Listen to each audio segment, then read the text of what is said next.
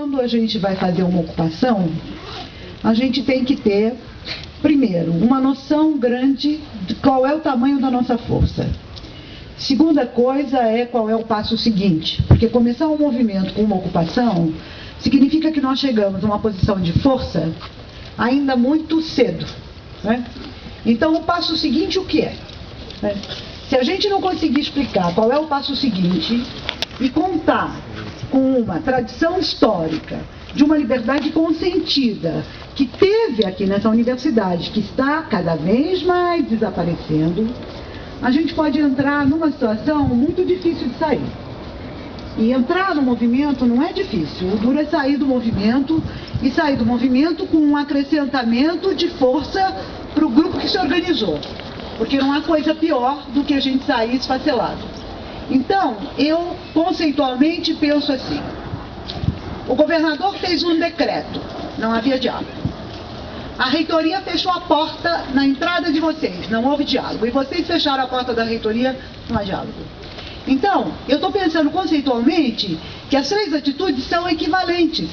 Salvadas as responsabilidades institucionais do governador e da reitora, a metodologia utilizada é muito próxima, né? Porque se o reitor tivesse, ou a reitora, ou sei lá quem estava aqui, aberto a porta e convidado todos para entrar e se sentar e conversar a respeito, não teria havido nem quebra de porta e nem ocupação.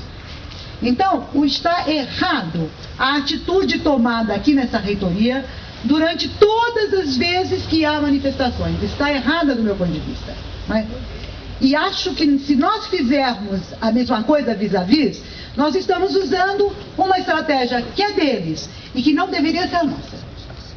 Porque se nós queremos expandir o poder, se nós queremos pensar na democratização, se a gente quer batalhar para eleições diretas e paritárias, nós temos que constituir um baita tecido orgânico entre nós, de tal maneira que a gente saiba dar respostas diferentes das que são dadas pelo poder discricionário.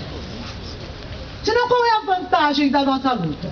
Vocês vão dizer, bom, mas a gente constrangeu e aí vai começar a tal da negociação. Muito bem, mas isso não avança na prática democrática, porque ela supõe maneiras de ação que estão elas todas ligadas a um imperativo categórico. Alguém tem a força e bate nos demais.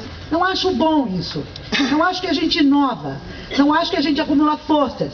Porque tem um monte de gente, colegas, né, alunos, professores e funcionários, que ficariam surpreendidos positivamente se o movimento estudantil criasse uma estratégia nova, distinta daquelas.